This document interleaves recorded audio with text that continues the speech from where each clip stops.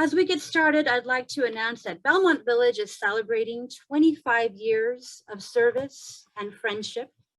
We operate 31 communities in 8 states and Mexico City.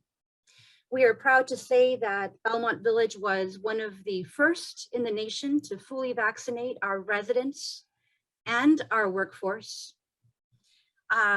Today, we have with us someone extremely innovative in their field. Patricia Will is the founder and CEO of Belmont Village Senior Living. She was recently inducted into the Texas Business Hall of Fame and into the Senior Housing Hall of Fame. It is my pleasure to introduce my hero, Patricia Will. Back to you, Jackie. You know, it's hard to believe that it was nearly a year ago that I invited 2 amazing physicians and scientists to a webinar like this one to explain the vaccines that we're about to get emergency use authorization from the FDA to protect us against COVID-19. Now, almost a year later, only 58% of Americans are fully vaccinated. Boosters were recently approved for certain groups, and we're close to full approvals for children 5 and over. Until March of 2020, most people like me took the subject of immunity too much for granted.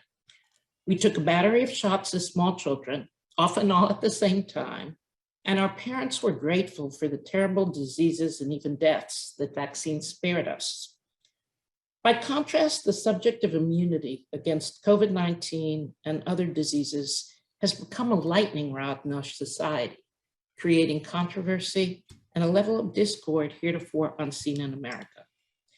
To decipher all of this and more, we have 2 of the leading experts in America who can speak on the subject of immunity itself, the vaccines that confer immunity, and why seniors are invariably a first priority to get both the vaccine and the boosters. They can also speak to much more, including the shift from our need to protect seniors to what it looks like now for children, which is a perfect segue to introduce our first speaker, Dr. Peter Hotez. Dr. Hotez is the Dean of the National School of Tropical Medicine at Baylor College of Medicine and leads Texas Children's Hospital Center for Vaccine Development. He's a world-leading authority in battling some of this century's most deadly diseases like Zika, Ebola, West Nile, malaria, and now COVID-19. Dr. Hotez's brilliance as a scientist is matched by his extraordinary service in vaccine diplomacy, having served under Presidents Obama and Trump. A terrific writer, his most recent work, How to Prevent the Next Pandemic, was published in March of this year. Throughout this pandemic, he's frequently appeared in the media. He's our hometown hero here in Houston. And with the incredible demands that are a constant for you, Dr. Hotez, it's truly a privilege to have you back with us today. So let me dive in with the most fundamental of questions. It may seem trivial to you, but I'd like to start with the subject of immunity itself.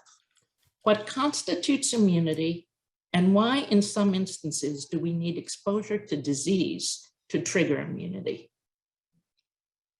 Well, you know, our immune system is hardwired to respond to microbial pathogens, and it does this through what's called the innate immune system. Certain characteristics of parasites or organisms will start triggering the initial inflammatory response. Then we have something called the adaptive immune system that produces antibodies and T cells and B cells to give us long-lasting protection. And the advantage of vaccines, of course, is they have the ability in some ways to do both, with an emphasis on adaptive immunity.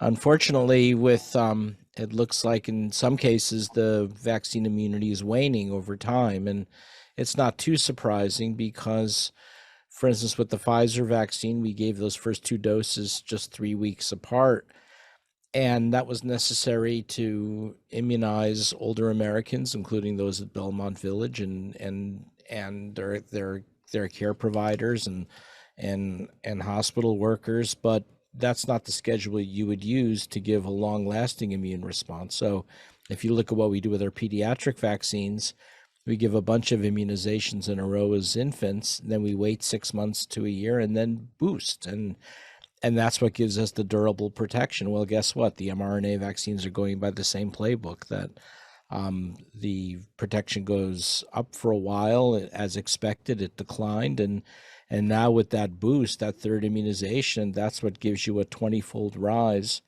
in our virus neutralizing antibodies to halt the replication of the virus, and makes it more durable, lasting for months or I think years. So I think once you get your third immunization, and there's no firm conclusion about this, and there's disagreement in the scientific community, I'm of the opinion that once you get that third immunization of either your Pfizer or Moderna vaccine, you'll be good for a while. There's a real possibility of that, unless you have underlying immune deficiencies or you're immunocompromised. And so that's, of course, why it's so important to get that third immunization. But the point is, these were always 3-dose vaccines. And I said as much since last January. I don't think that message really got out. So the need for a boost took people by surprise. It certainly took people by surprise, and then the approval process for the boost was somewhat confusing as well. The other day at our office, where we were conducting the booster clinics, pharma arrived with every food group. So they arrived with J&J and Moderna and Pfizer boosters. Can you speak to us about the idea of mixing and matching? There are people walking around now who suggest that you're better off mixing and matching than taking the same one. And it would be really helpful to get clarity on that. Well, we'll see what my colleague thinks. I'm of the opinion that you'll do better if you complete what you started. In other words, I got 2 doses of the Pfizer-BioNTech vaccine. I got my third immunization, and I selected the Pfizer-BioNTech vaccine again. Why?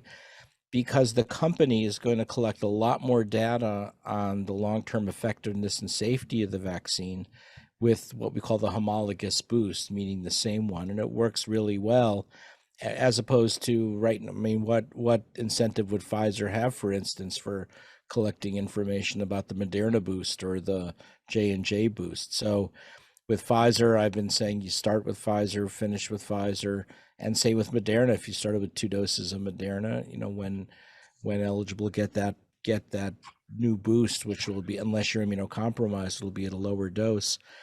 And even J&J, I think the J&J vaccine is a good vaccine in 2 doses. With the J&J story, it's a little bit different. It's not so much that the immunity was declining; it stayed up the same. It's just that I always thought the J&J vaccine was a 2-dose vaccine, looking at the virus neutralizing antibodies and T cell responses in the phase 1 and 2 trials. I was surprised when it rolled out as a single dose vaccine. So in some ways, what's going on with J&J is not so much it's a booster, it's an autocorrection. But to add to the confusion, the head of CBER at the FDA advisory committee warned, don't call it a second 2-dose vaccine, call it a booster, which is the exact opposite of what it is. So that there is some confusion. I think the only time I'm recommending a switch is if you got the J&J, and well, first of all, if you don't have access to anything else, go ahead and get whatever you can, but that's not usually the case in the US. But with the J&J vaccine, if you're a woman of reproductive age and you're either on birth control or you're pregnant, you're at more risk of thrombotic events. And the J&J vaccine, one of the rare complications is cerebral thrombosis. So I got a couple of calls from colleagues who are pregnant and asking me, what should I do? And I've said, in that case, you might want to switch. But it's a soft call, because when you look at the actual incidence of thrombotic events from the second dose, it's quite a bit less than the first dose. And we don't know what the durability of protection is going to be if you switch to Moderna or Pfizer. But I would guess for most of the Belmont Village residents, probably overwhelmingly, they got the 2 mRNA vaccines. And I'm suggesting stick with what you started. Well, that's very helpful. A number of us have family members, relatives, business associates who travel to the United States from overseas, and even some of us have occasion to go overseas ourselves. The world has many more vaccines right now than Pfizer, Moderna, and J&J. AstraZeneca, Sinovac, especially in Latin America, we see a lot of Sinovac and Sputnik. Is there a reason that the CDC only recognizes those vaccines that were made in America? And are these other vaccines, I mean, I hate to put it this way because I don't want to denigrate the great work that's gone into them, but are these vaccines any good? Well, there's about, there's probably now at least a dozen vaccines out there now, and ours is about to be added to that. So we have a low-cost recombinant protein vaccine that we've made for global health that could be scaled up and produced for the world. It's being rolled out now in India. They're making 100 million doses a month, and also Indonesia and soon Bangladesh, and hopefully globally in time. I think there's variability. I think the AstraZeneca vaccine is similar to the J&J vaccine. They're both an adenovirus vectored vaccine. Although it looks like the immunity to the AstraZeneca vaccine is waning. And then the question is, what do you get boosted with? Because usually the problem with the adenovirus vectored vaccines like J&J or AstraZeneca is you ordinarily might not be able to get a third dose of it because you develop antibodies to the adenovirus vector, and it would interfere with its ability to take. So, in England right now, where you have both AstraZeneca and Pfizer, probably most people will get Pfizer at that point. The AstraZeneca vaccine is also being made in India, where it's known as Covishield, and now we're looking at our vaccine as a potential booster for that one. So that's one that's pretty common. The whole virus inactivated vaccines, whole inactivated virus vaccines from China, the most notable one is CoronaVac, and the one from Sinopharm.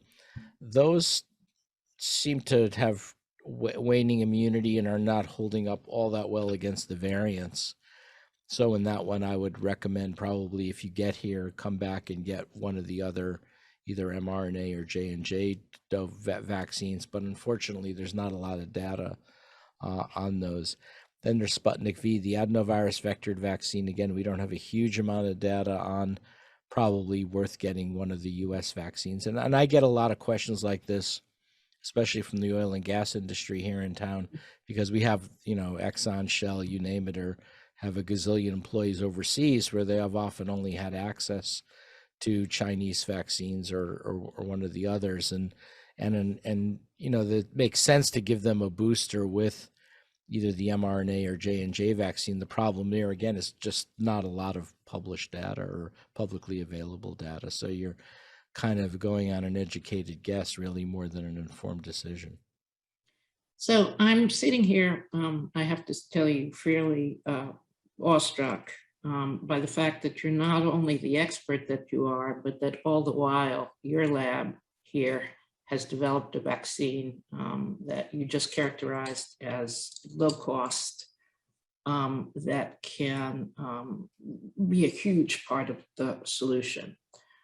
What makes this protein recombinant vaccine different, and how can you bring it in at low cost? Well, it's an older technology similar to that used to make the recombinant hepatitis B vaccine that's been around for 4 decades. And so it's made through a process known as microbial fermentation in yeast. And it's cheap because the yeast, it's almost like similar to the process for making beer. But instead of the yeast producing alcohol, they're actually genetically engineered to produce the vaccine. Same technology as hepatitis B vaccine that's been around forever.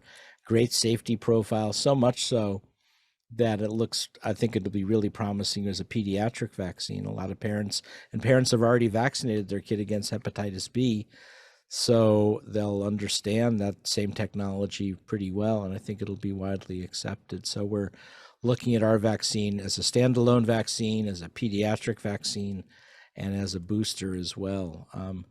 one of the challenges is, we've had to raise about $6.9 million here locally from Texas Philanthropies and a couple of others. But we're not a huge organization. So we're trying to punch above our weight in conducting this sort of Texas style vaccine diplomacy with India, Indonesia, and Bangladesh. We'd love to have it made in the U.S. We think it would find a use. Right now, we don't have a U.S. partner. We're in discussions with one or more of the Latin American countries and even African countries as well, because we need 9 billion doses to vaccinate the Southern Hemisphere, and it's just not going to happen with the mRNA vaccines. You can't scale it up and make it at this point. This is fascinating, and if ever sitting here in Texas, I could find a cause that would be worth sponsoring, in case anybody's listening out there, it's the idea of using this vaccine to vaccinate the world, because we've seen through all of this how porous the world really is. And well, it's sort of a nice side story about Texas. As when you turn on the cable news networks, Texas is not always portrayed in the best light, and for a number of reasons. But so people look at me and say, "Why did you go to Texas?" Well, I went to Texas for the science and innovation, to be part of the Texas Medical Center and Texas Children's Hospital and Baylor College of Medicine. These are science powerhouses, but it's a side of Texas you tend not to hear about in the national press much. Well, thank you for saying that. We certainly treasure it here.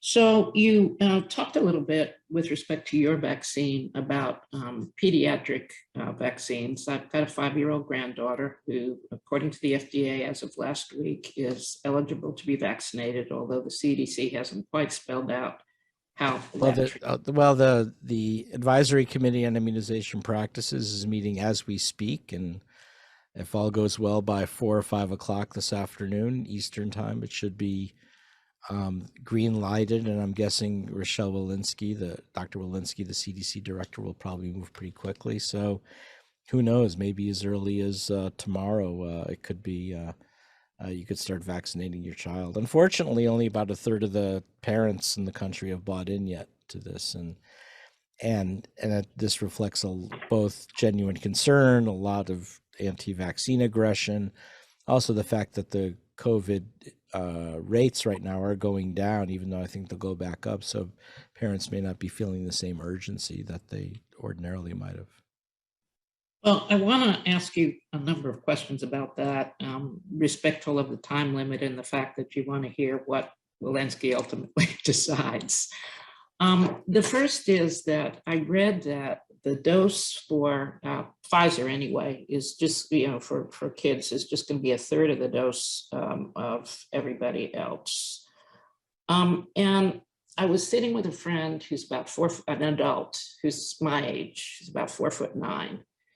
And she said, "Why does a kid get a third of the dose? I'm the size of a kid, I buy children's clothes, but as a 60-year-old woman, I'm getting the full thing."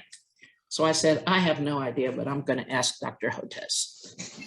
Well, vaccines, tend not to go in this same kind of dose response as the kinds of pills that you take every day. So sometimes you get paradoxical effects. Sometimes a lower dose will actually give you more of an immune response, especially as a boost. And there's this well-known concept in vaccinology called fractional dosing, where sometimes less is more in terms of an immune response.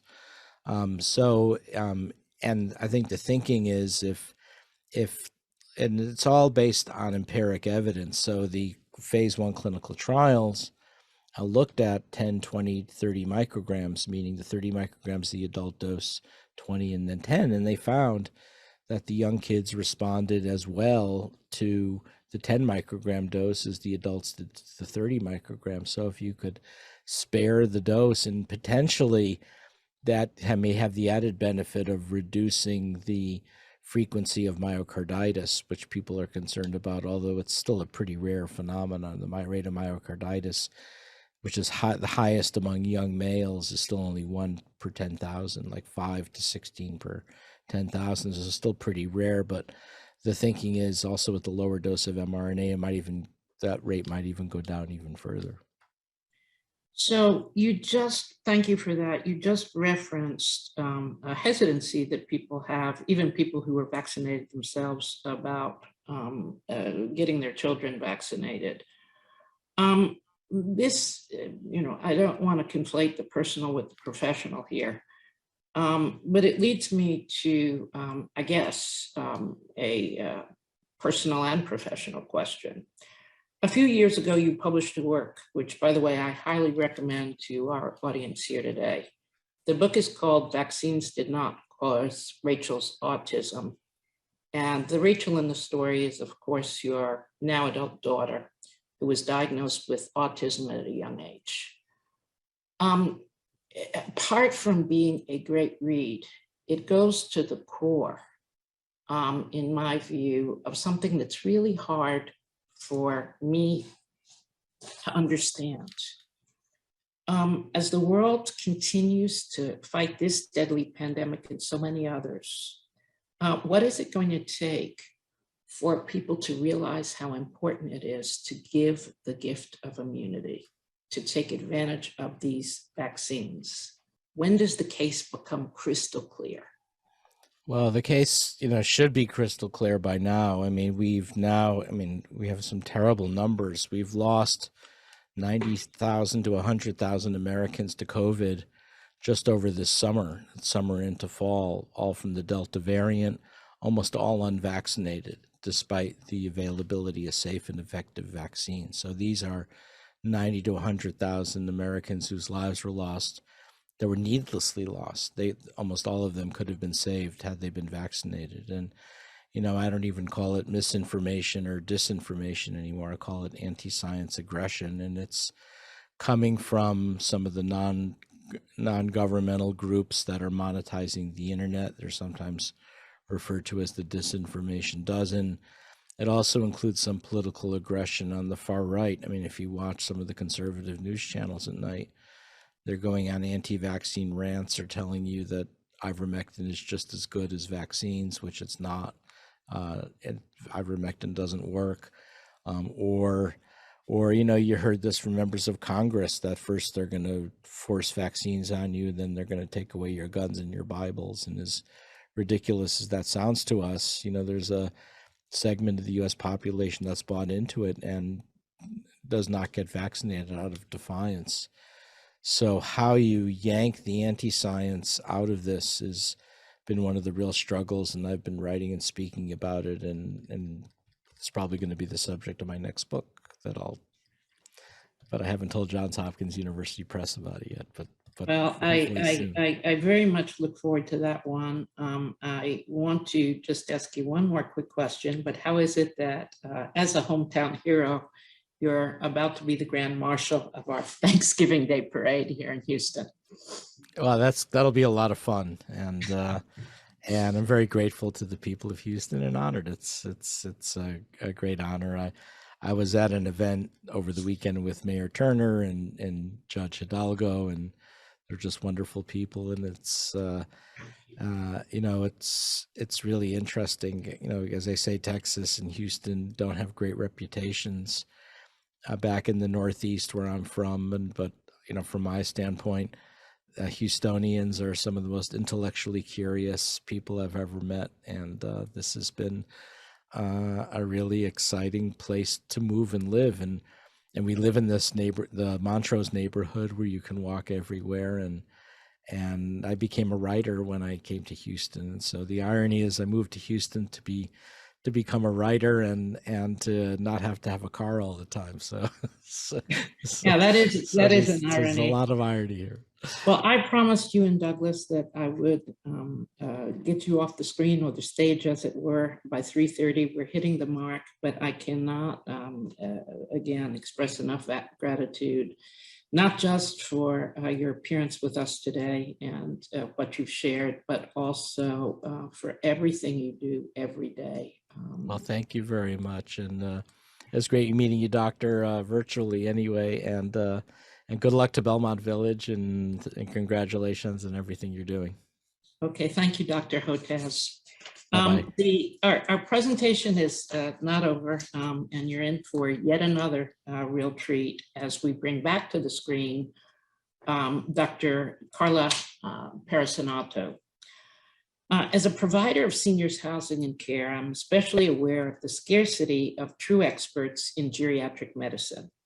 For that reason, we at Belmont Village are truly privileged to have had Dr. Carla Parasinato as a key advisor on best practices for the treatment of disease and for preventing infection in seniors. Dr. Parasinato, AKA Dr. Carla, is professor and leading clinician of geriatric medicine at the University of California, San Francisco. At UCSF, she manages inpatient and outpatient clinical programs, which really represent the gold standard for care for the elderly. She's one of the rare geriatricians who also holds a master's in public health from Johns Hopkins. She's a frequent public speaker and has authored or co-authored numerous publications. Apart from that, she's extraordinarily fun. In December of last year, as the first vaccines against COVID-19 received approval, Dr. Carla's advice was pivotal for our company, for our seniors, and for their families. Now, almost a year later, it's wonderful to have you back on the screen to speak with us about senior immunity in particular, and of course, the lessons learned during 21. So Dr. Carla, I want to start by asking you the following. When I turned 60, it felt like my internist started counting as many vaccines for me as I got when I was an infant. Recent examples include repeat vaccines for shingles and shingles for pneumonia. Why is it necessary, or at a minimum advisable, for seniors like me to get these vaccines at this stage of life? Thanks, Patricia, and thanks so much for welcoming me here. I can't believe with the COVID warp that it's been a year, but I guess you're right about that. You know, I think that there's a couple things that we need to think about as we get older, in that just as the rest of our body changes with age, our immune system is no different. In fact, our immune system is even more complicated. As Dr. Hotez mentioned, we have our innate immunity and our adaptive immunity. And what we have learned is that, you know, our body is, you know, a repository of everything that has happened over our lifespan, both externally, so exogenously, and internally, so endogenously, and all that is manifest in our immune system.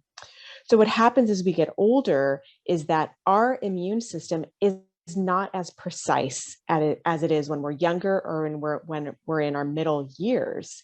And so our response to infections is just, you know, to put it blankly, it's kind of a mess.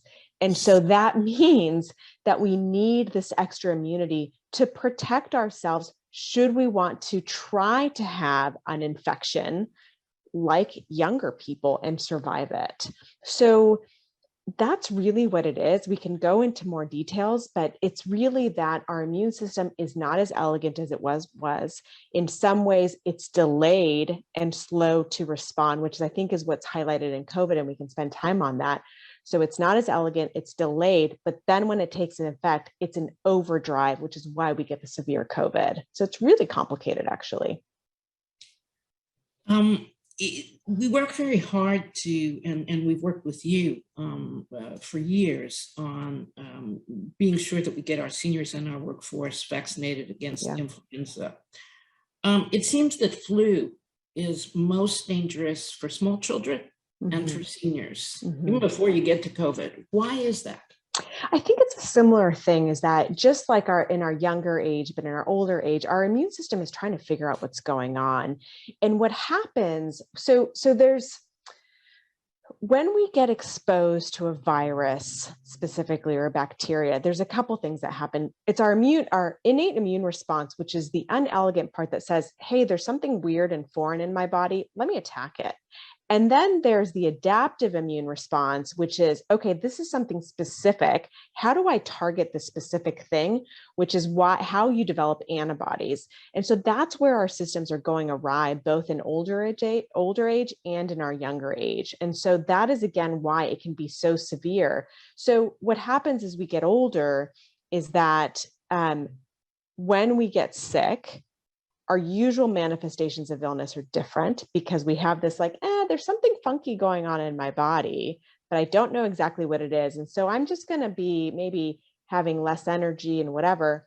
But then our immune system really kicks in and goes into overdrive, and it has all this pro-inflammation. And already as we get older, we have this chronic sense of inflammation in our body. And that's why we get such an exaggerated response, which is why when we get influenza, for example, we get multi-organ failure. We get severe respiratory failure because your body is in such a state of shock and massive inflammation that we just are trying our best to recover, but are not doing it elegantly. So how does, for example, it's flu season, how does the flu vaccine guard against that? Yeah. So what vaccines try to do is prime your adaptive immunity to recognize these viruses before they come in full force. So it's trying to get our own body to make antibodies, to make that protection to these infections, so that if we do get the virus, our body says, hey, I've already seen this. I can attack it a little bit more directly and be more specific, so that if we do get it, we don't get this massive response and end up critically ill. So this is why, there's a lot of lore out there about, oh, well, I still get sick. Yes, but you're not going to die from it. And that's what we're trying to prevent. We're trying to prevent you from going to the hospital, dying from it. And of course, there's the spread to others, but it's really trying to make this a more manageable illness. So a couple of questions come to mind as you Mm-hmm. explain that. The first is what a senior actually gets. So Mm-hmm. when you're filling out the questionnaire for COVID-19 at the Walgreens pharmacy, everybody gets the same thing. Mm-hmm. But when you're filling out the questionnaire for the flu vaccine, they prompt you with, are you over 65? And if you're over 65, the pharmacist volunteers that you get something else. What is something else, and why do older people need a different vaccine? Yeah, so usually what people get is the higher dose. And again, I think this has to do with the same thing, that our immune system as we're getting older is uncoordinated and not as elegant as it once was. And so just like Dr. Hotez was mentioning, how do we figure out the doses needed for younger people? It's a similar thing for older adults. However, I will say, and I think I've said this before when I've done talks with you, we live in a very ageist country and world, and our knowledge of geroscience is very delayed. However, even with that in mind, we know that with things like the flu vaccine, we do need a higher dose or a higher amount to really generate the same immune response that younger people can generate. So that is why. That sort of explains, or the last couple of answers that you provided sort of explains why, after the immune compromised, seniors were placed next in line for boosters. Mm-hmm. We get asked this question all the time. Mm-hmm. For seniors in particular, why is taking the booster so important? Oh my goodness. We saw very clearly, and we continue to see, thankfully, as Dr. Hotez mentioned also, each pharmaceutical company is tracking their data over time, as is the FDA, that we clearly see the linear decreases in antibody levels in our body, neutralizing antibodies. Antibodies literally mean, okay, you have an antigen, which is the virus, and then you have the antibody, they meet, they cancel each other out. So therefore it's like the infection didn't exist. And if we have lower levels of antibodies, it means that we are not as adept at fighting the virus, and therefore we're at risk of getting more sick again. And what we've seen is that amount of antibody in our bodies is going down quicker than with other people. I think there's some interesting things moving on into the future. For example, Will we see different COVID vaccines for older adults or different doses? It's possible. I think we saw a real difference. There's some debate about this. In my review of the literature is that there was a true difference between the mRNA vaccines and the Johnson & Johnson. Hard to know at that time. And at some point, it's like any vaccine is better than none. Although now we're understanding that there's some improvements with some versus others. Are you worried at all about the next variant? People come to me all the time and say, well, Delta is only at the beginning of the Greek alphabet. Mm-hmm. And will these boosters be effective, do you think, or do we have to invent new ones? It's going to be an evolving thing in the same way that every year we have to look at and predict what is our next combination of flu vaccines going to be. And so I think we need to start thinking about variants as a natural part of this disease process. What is our best protection to get more people vaccinated? Because ultimately, if there's less virus circulating in our world, we are better as a world of combating this, which is why Dr. Hotez's work in really promoting vaccines internationally is really fantastic. We live in a global world. If we only vaccinate the US and ignore the rest of the world, we're not going to be any better off. And so how do we really think about overall vaccine rates internationally so that we can all be protected and be prepared for the next variant? Thankfully, the vaccines we have on market right now are actually showing to be remarkably good towards Delta. And so, I think we're in an okay place right now. So as a thought leader on immunity and protection, particularly for the elderly, there have to be a million lessons learned from the last 18 months on how we as a society, let's just start here in America, can better protect seniors from diseases like COVID-19. I guess in another way, I'm asking Dr. Carla, what did we miss and how can we do better next time? Yeah. That is such a great question. And I think this really highlighted that we have a tendency to overlook seniors, and we have a tendency to say everyone over 60 is the same, everyone over 65 is the same. And what we've realized when we actually spend the money and resources on looking at older adults, there are differences. And I really actually working with you all very early in the pandemic, and you all were seeing these changes in your residents, and you were saying, I'm worried about these residents. I think they're sick, even though they're not meeting the strict criteria and they're not showing the traditional symptoms. They were actually. We just, as a country, failed to define what the symptoms are for older adults. But your own people at Belmont were saying, Mrs. Smith is not eating as well. She fell. She is weak. Those were signs of COVID, but we did not call it that. And that's where we went wrong. And this is where, when we think about what are traditional signs and symptoms of illness, there are the usual fever, cough, whatever, but there are things that come earlier. And it has to do really, again, with my explanation of what happens with our immune system. Our immune system as we get older is unelegant. So it is just saying, there's stuff going on in my body.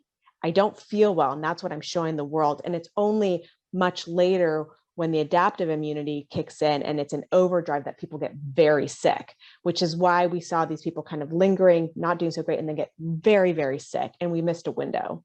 And so our lessons as we go into the future for ourselves, for our family members, for our communities is let's pay attention to what we're seeing and let's be thoughtful about older adults are different and let's not continue to ignore them. No, touche, underline. Thank you for that. I want to switch from vaccines to, for a second, to non-medical factors that may have an effect on the immune system. Sleep or lack of sleep, stress, nutrition. I know people who swear that laugh therapy is an antidote to, if not to infection, to inflammation. Can you talk about how it's possible that these non-medical interventions can have an effect on one's immunity? Absolutely. Absolutely. I think there's, immunity is complex. It's what comes in our genes. It's also epigenetics, which is how our genes interact with our environment and our behavioral interventions. Um, it is complicated, but the more I think we're learning about aging, and I will again say that we do not have enough money and resources put on research on aging, but we're getting there. Aging is made complex by chronic inflammation. We don't understand all of that. But then you think about what are these non-medical things happening? So let's take the area of loneliness, which is my area of research. So one of the biological mechanisms of loneliness is that the distress of loneliness is leading to heightened stress levels, heightened inflammation, and this is what's leading to all these health outcomes. It is no different with infections and with other things in aging. And so as we start to learn more about our bodies, the things that we do externally in our life, non-medically, to bring our stress levels down, to bring our chronic inflammation down, we think that is helpful. We're trying to learn more, but that's what it's about, which is why sleep is important. However, we also then have to be careful that because you sleep badly doesn't mean that you should then be on all these medications that are going to undo the positive things that you get without the medications, but why nutrition is also incredibly important. So the subject of isolation is obviously one that is important in your research. You've written a lot about this and have studied it a lot. And it's particularly pointed during the last year and a half when so many seniors were trapped in isolation in their homes. Has there begun to be any measurement of the effects of that period, and especially on inflammation and immunity? Are we too soon to find out what I think we're too soon and too late to find out, in that we probably needed to study people long-term in real time and we missed our window. I think we all know that we saw people that died directly from isolation, but we weren't capturing that. And nor is there, as a physician, I can't write as a cause of death isolation, even though I think I probably should be allowed to do that. And so I think there's more to come here. But I think that, as we move forward and as we think about how do we mitigate all of this is ultimately about mitigating risk. So how do I protect myself? How do I protect my community? How do I protect the public good? All of those don't always have the same answers, which is what's really hard. I see a question in the chat about what do we do with the Thanksgiving holidays? And without getting into the specifics about that, there's no one right answer, because it's going to be dependent on each person. So is the resident at Belmont Village going to this Thanksgiving, gathering? Why is the one person still unvaccinated, and how do we keep them vaccinated or make sure that they're masked? And how do you balance the need for socialization, which I think is critically important with mitigating risk and with balancing risk? So can it be outside? Are the people that are not vaccinated masked? What is the period of exposure? So those are all the things that we need to continue to consider. But, Patricia, I wish we had more evidence on the direct effects of isolation, but we don't know them because we haven't been measuring and we haven't been asking the questions. It's interesting because on the one hand, certainly in the popular press, those of us who house seniors in community took a beating for the fact that they were there. And at risk. And it struck me throughout, and still strikes me today, that being in community, even in apartment quarantine at times, but with plenty of interaction with staff, with, yes, contrived interaction with one another, could be Zoom with guys in the next room, but with somebody helping you to operate it, people were so much better off. Yes. Than to be by themselves at home. It's interesting that translates into actual real inflammation and infection. Right. We certainly see it with respect to cognitive decline. Exactly. Well, I want to allow you to get on an airplane and get back home to your 15-month-old. And I want to also allow time for Q&A for the audience.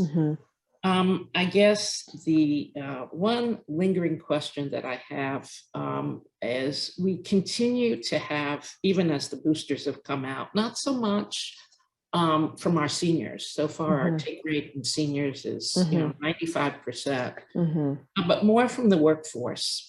The same concerns as arose when the vaccines came out, although our workforce is fully vaccinated. Is it okay to take the booster if I'm trying to have a baby? Is it okay if I'm pregnant? Can you speak to those, because it's so relevant today in terms of ultimately getting protection? Yes, I think it's very interesting that those concerns continue to be there, because the science is pretty clear on this, and I think that what the onus is on us as a scientific community to be very clear about where there is evidence and where there's not. But it is very safe to have these vaccines when we are pregnant. It is very safe to have them if we're breastfeeding. And I actually was more encouraged to get my third booster because I was still breastfeeding and thought, I'm a 15-month-old or 12-month-old at the time, and let me pass on this immunity to my child. And so there's a lot more evidence of benefit than there is of harm. And so it's going to be continued to advocate for the greater public good. And I think it's forcing us as a country to take a good look at ourselves in terms of what we prioritize. And I think especially working in the realm of service and healthcare, we owe it to our residents, frankly, to do this if we want to work in this industry.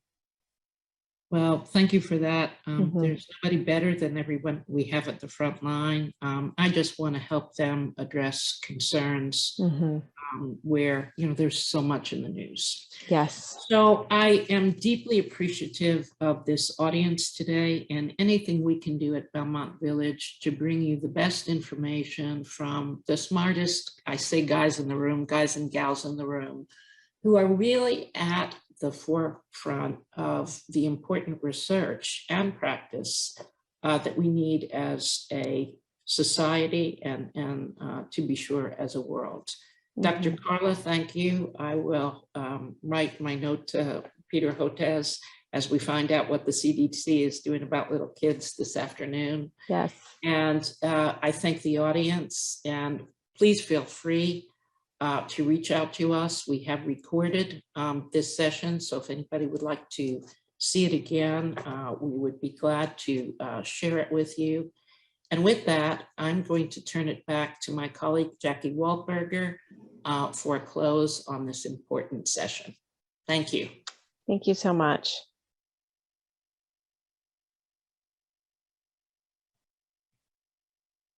Jackie, you're on mute. Hey there, everyone. Thank you so much, Dr. Perissinotto. Thank you, Patricia, for having this really important information delivered to our families, our residents.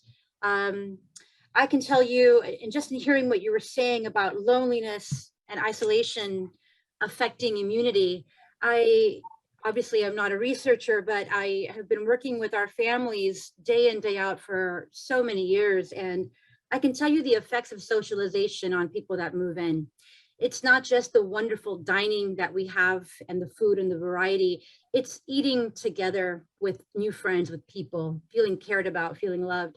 I would say that most of the people that move into my community, sure, maybe there's some underlying need, but most of the time, our residents are moving in for an opportunity to have more social experiences. There's certainly a lot of programs and opportunities that we do every day to keep our residents happy. So with that, we have our family advisor that's always available to speak to you. She has a wealth of knowledge about Belmont Village. And if you would like to give her a call, please call her at the number above on my screen here. That number is 424-232-0701.